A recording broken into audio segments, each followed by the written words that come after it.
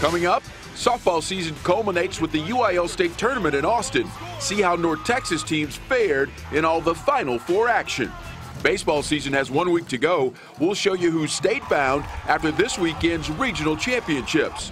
Plus, the home of the Rangers, now home to the high school baseball playoffs for the very first time. We'll also hear from the TAPS Division I baseball champs, the Warriors of Liberty Christian, our special guests tonight.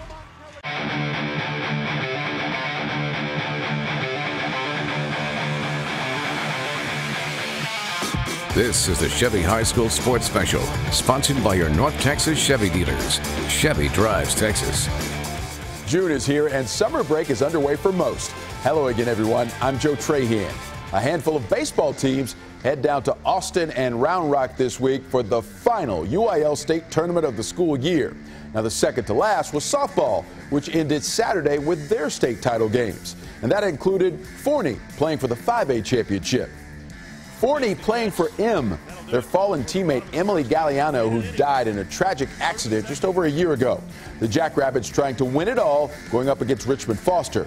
Forney trailing 1-0 in the top of the fifth. With a runner on second, Hannah Holbrook lays down a bunt that actually gets past the infielders. Callie Cross able to score from second, and that ties the game at 1.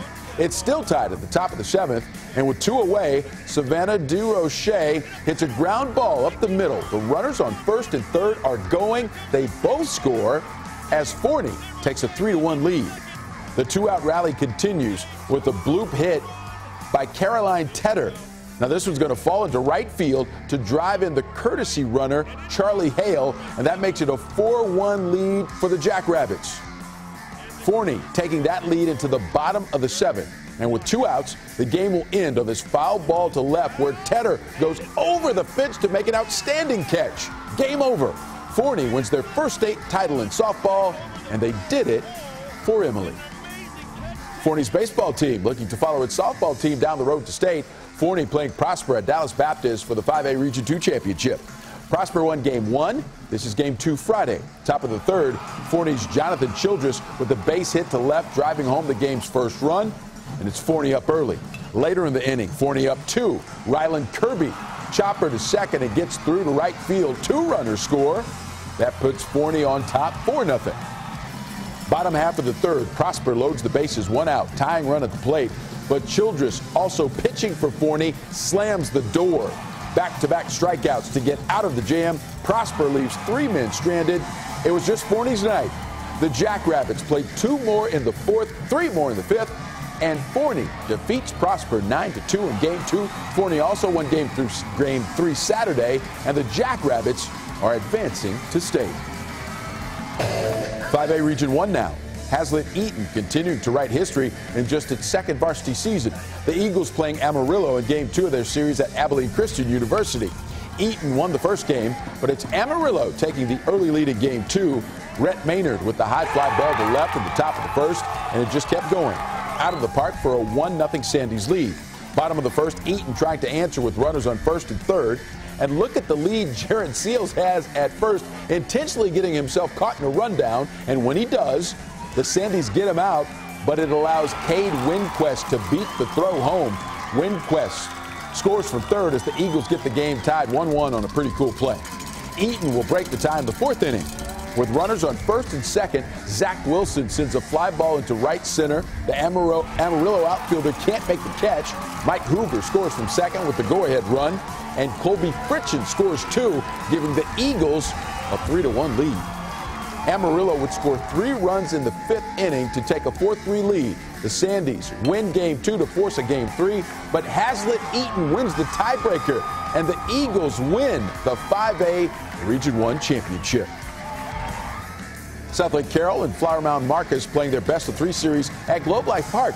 Marcus trying to avoid the sweep in game 2 Friday. Carroll batting in the top of the first, and when Nick Millsap gets a ground ball through the infield, Cole Johnson comes around to score from second, giving the Dragons the first run of the game and a quick 1-0 lead. Nice play at the plate there. The next batter for Carroll is Will Quillen. Will Quillen gets Millsap home with a base hit to center field. The RBI single by Quillen makes it 2-0 Dragons. Carroll scores 4 runs in the top of the first and more in the third. Cade Bell hitting the 2-out grounder up the middle. Matt Werner scores from second, part of a 6-run at bat for Carroll in the third. It was 10-0 after 3 innings, and Carroll goes on to win by 11, 14-3, as the Dragons win the 6A Region 1 championship, and they advance to state. High school baseball at the home of the Rangers. Globe Life Park has hosted regular season games before, but the Carroll Marcus Series marks the first time for the ballpark to host playoff games. With more, here's Mike Leslie with tonight's Spotlight, presented by Texas Scottish Rite Hospital for Children. Globe Life Park. The carefully manicured grass, perfectly raked dirt, pristine foul lines. It's almost time for a baseball game. And here come the players.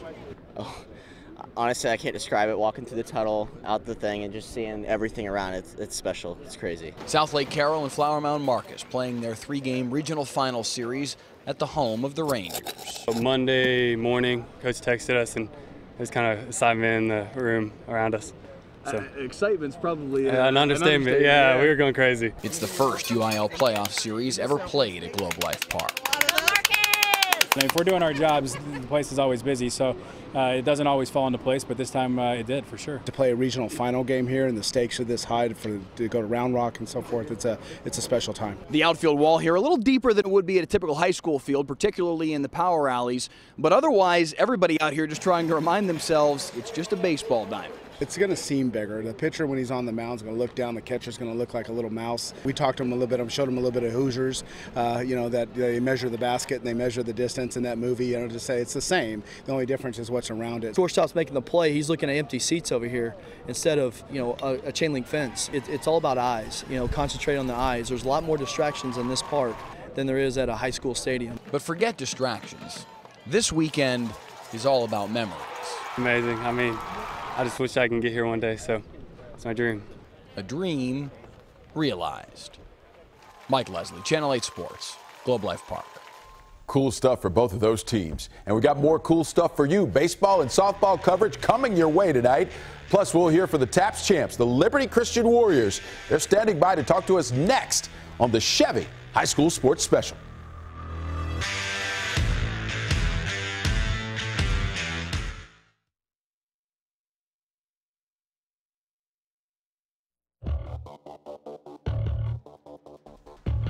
Welcome back to the Chevy High School Sports Special. The UIL Baseball Championships are coming up this week in Round Rock and Austin.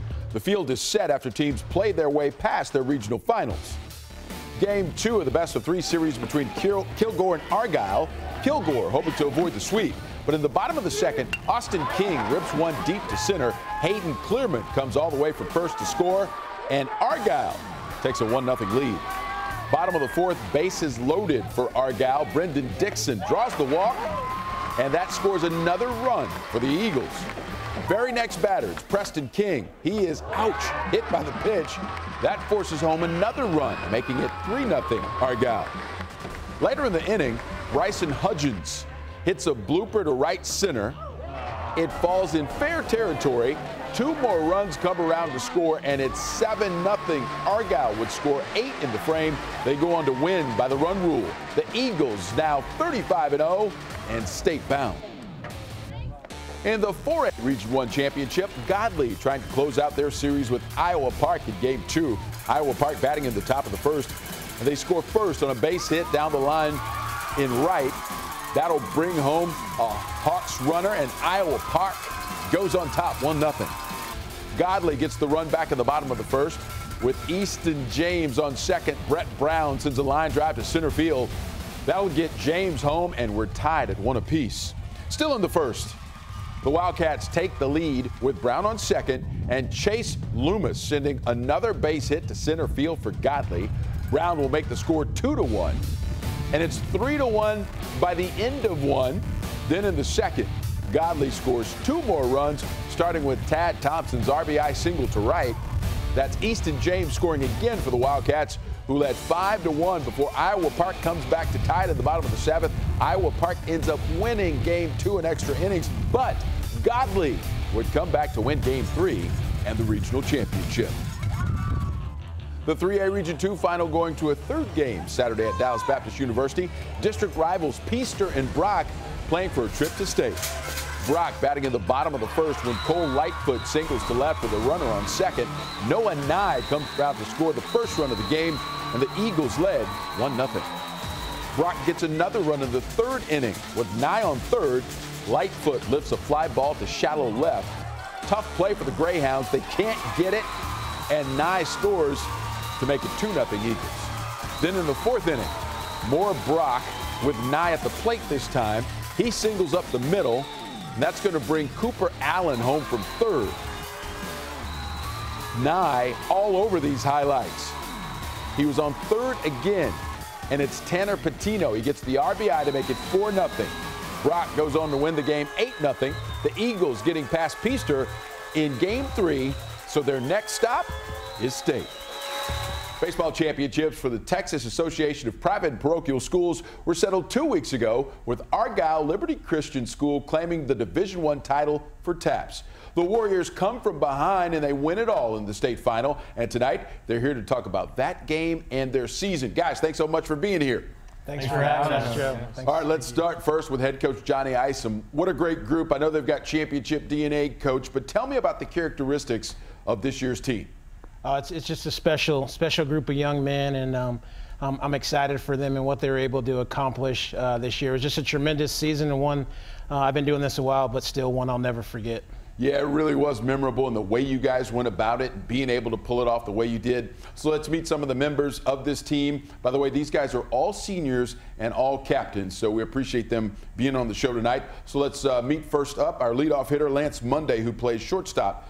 Lance, tell me about this year's team motto, what it is, and what it means to your group.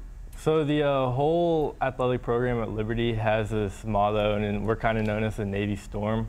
And so the baseball program made a play on words on that, and it's our time to reign. But we spell reign, R-E-I-G-N, kind of play on words. And so every day at practice, we break out on reign, and it kind of sets the tone for us because we want to reign in everything we do. Yeah, I like to play on words. There's nothing wrong with that. You know, there's nothing wrong with a pun every now and again as long as you don't overwork it, right? Right. But tell me, Lance, in terms of the way you guys live this out, how did you go about reigning every day? We'd go hard in everything that we did. We wouldn't give up no matter what. We faced a lot of adversity this year, and we kind of had that motto in the back of our mind with everything that we did, so it kind of helped us out. That's great. You know, you guys went full bore, and it certainly paid off with that championship, with the way you guys won it all. Up next, Corey McMahon. He's an outfielder, and he's going to be going to Ohio Northern University. And Corey, let's talk about when you guys had that sense of realization that this could be a special season and that you guys could win it all. Was there a game? Was there a tournament? Was there a time this year when you guys realized that? I definitely think it was the Tournament of Champions. It was a big public school tournament with basically a bunch of high schools in Frisco. Oh, so you beat up on all my Frisco schools. Is that when you figured it out? Unfortunately, yes. But we, I mean, Frisco Wakeland, Frisco Liberty, and Plano West were some of the teams that played big public schools and beat them up pretty well. And then tell me about the confidence that you got from beating some of those public schools who were highly touted. Of course, Wakeland, they've gone pretty far in UIL playoffs. How'd that confidence help? I think we knew the whole season that we had something special, and I think just solidifying that with the big wins against all those schools and doing really well in that tournament, which is one of the biggest tournaments, really solidified our confidence in ourselves and our team. And it certainly should have, and you guys certainly paid it off. Up next is Kason Howell. He's a center fielder. He's going to be going to Auburn University, playing in that tough SEC against the likes of LSU. That will be incredible stuff. So tell me about the road to the title and some of these pitchers that you guys faced. I mean, we talk about a murderer's row of hitters, but you guys faced some of the best high school pitchers in the state. Yeah, it was really tough, the road that we took. I mean, starting the semi-final game, a guy going to Sam Houston State with a couple Texas commits in there and an A&M commit. And it wasn't just the playoffs either. It was all season long. We were facing really tough pitchers. We had to face a lot of great competition. So we were forced to battle it out at the plate and try to make something happen. And it helped us facing good pitchers early on to help our playoff run. So, Kason, what was it about you guys when you knew you were going up against one of those studs, one of those aces? How did you accept the challenge and go about finding your way to play your best? Well, it starts with Coach Isom giving us a great approach at the plate, trying to make something happen the other way, and just really having confidence in ourselves. Because through the lineup 1 through 9, our hitters are very, very talented. So we feed off of each other's hits, and when one guy gets going, the floodgates kind of open for us. I like that, and y'all kept those floodgates going all the way to a state championship. All right, now let's meet Dawson Barr. He's a pitcher, and he's going to be going to TCU, and hopefully he'll be playing for my good buddy Mr. Schlossnagel over there. Hopefully Jim decides to stay, and you'll be playing with him. Hope so. Absolutely. So tell me, though, about when you guys make it all the way to state and finally get that championship under your belt. What was that feeling like? It was awesome. We've been in the program for 4 years, and it's something we've been talking about since freshman year. And it was everything that we could have dreamed of. Comeback victory. We really can't come back from like a 4-0 lead, and that they put on us in the first inning. It was actually 3-0 after the first inning, and fourth inning put up another one, and we just fought the whole entire way. How much sweeter did it make? Because, that's kind of fairy tale stuff, right? That's the stuff you read about in the books, right? The come from behind victory and, your back's against the wall. It had all those things, all those elements of a great story. How much sweeter did that make it for you guys? It made it, as sweet as it can get. The first inning, anything that could have gone wrong went wrong. And, we truly just did battle back. We leaned on each other the whole entire way. And I don't think there was ever a doubt in our mind that we couldn't come back. Well, there shouldn't have been a doubt, because you guys certainly had the talent and the mental toughness that it took to come back and fight back like that. And Coach Isom, let me close with you. This is your 4th state championship at the school now. I'm curious as to what this one meant to the community, and what are the prospects for the baseball team moving forward? This was just a special one, just because there's a special group of seniors and the way they carry themselves and the way they go about their business, and they play for Christ. And I think we were a good representation of our Lord and Savior. So I think as far as our community, Argyle is obviously blessed with a lot of baseball talent, and so for us to do what we did, I think it was in the way they did it. Faced the arms that they faced, the adversity they faced, and just what they overcame was just a special thing. And like I said, it says about a lot about the kids I get to coach. Yeah, you're right, Coach. There's a ton of baseball talent in that Argyle area, and a ton of it right here in our studio tonight. So congratulations, those Liberty Christian Warriors. They get it done with the state championship, and you guys did a fantastic job on the show tonight. Thanks so much for being here, guys, and good luck moving forward. Thank you. All right, great stuff there. And we got more highlights from the UIL State Softball Tournament still to come. So keep it right here, folks. It's the Chevy High School Sports Special.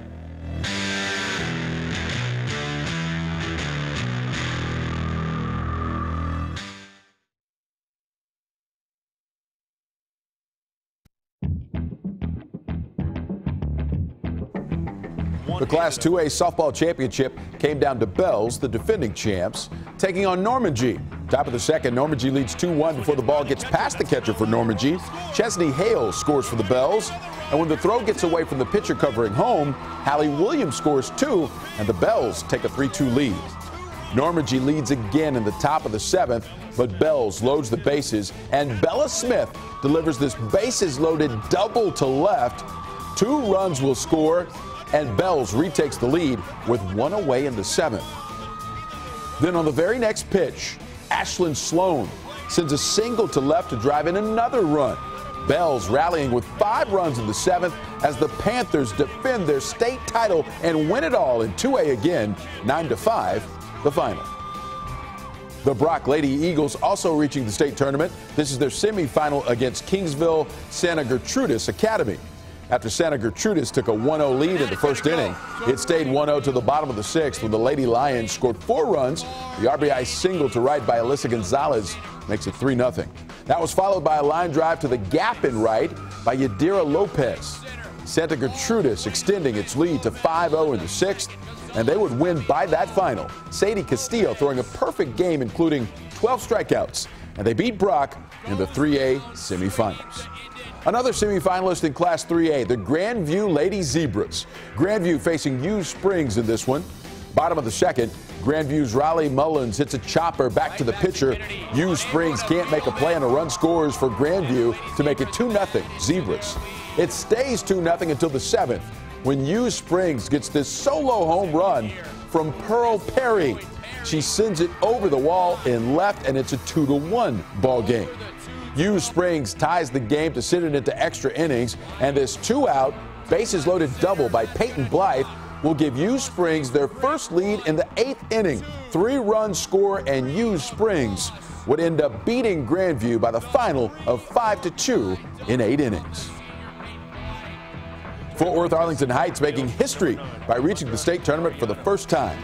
They face Richmond Foster in the 5A semifinals. Top of the second, Foster's Leah Dempsey pulls the pitch over the third base bag with a runner at first and third, and that will get both runners home as Richmond Foster takes a 2-0 lead on the 2 RBI double.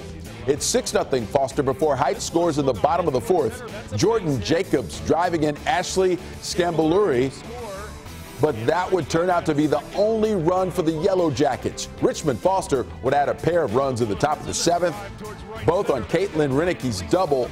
8-1 the final as Arlington Heights sees its best season ever come to an end in the 5A semifinals. The Plano Lady Wildcats getting to state for the second time in school history. Plano going up against Humboldt Atascocita in the 6A semifinals. Atascocita took a 1-0 lead in the first inning. Then it's 2-0 in the 4th when Skylar Willoughby gets a 2-out single up the middle. Another run scores, and the Eagles lead 3-0. Plano gets on the scoreboard by going over the scoreboard in the bottom of the 4th. Lindsey Edwards with the monster shot to center field to make it 3-1. And Edwards wastes little time getting around the bases. What a big blow that was. Both teams will add a run in the 7th inning. Atascocita going up 4-1 in the top of the 7th. And Plano wouldn't catch up. The Eagles knocking out the Wildcats 4-2 in the 6A semifinals. Well, the team of the week is next, folks, so keep it right here on the Chevy High School Sports Special.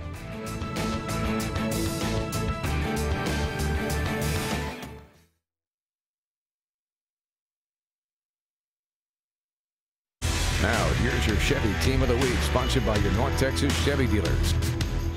Ever since the tragic loss of their teammate Emily Galliano, the Forney softball team has vowed to play for M, and play they did. The Lady Jackrabbits regional finalists last season. This year they play all the way to the 5A state championship. Pitcher Savannah DeRoche helping herself out. It's a 2-out single driving in a pair of runs to give Forney a 3-1 lead. Caroline Tedder, meanwhile, added an RBI single that made it 4-1, and it would be Tedder in left field making a great catch in foul territory for the final out. That put the punctuation on the season. Forney won it for their fallen teammate. A state championship for the Forney Lady Jackrabbits, and they are our Chevy Team of the Week. Congratulations again to Forney, who had a lot of people pulling for them to win state, and they did. UIL baseball championships are up next. Southlake Carroll, Eaton, Forney, Argyle, Godley, and Munster all headed down I-35 this week. Good luck to them. And thanks again to the TAPS champions from Liberty Christian, who were our guests tonight. They did a great job. And thanks so much to all of you for spending some time, folks. I'm Joe Trahan. Good night and have a great week.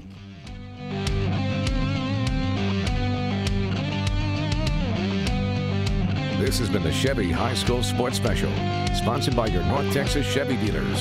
Chevy drives Texas.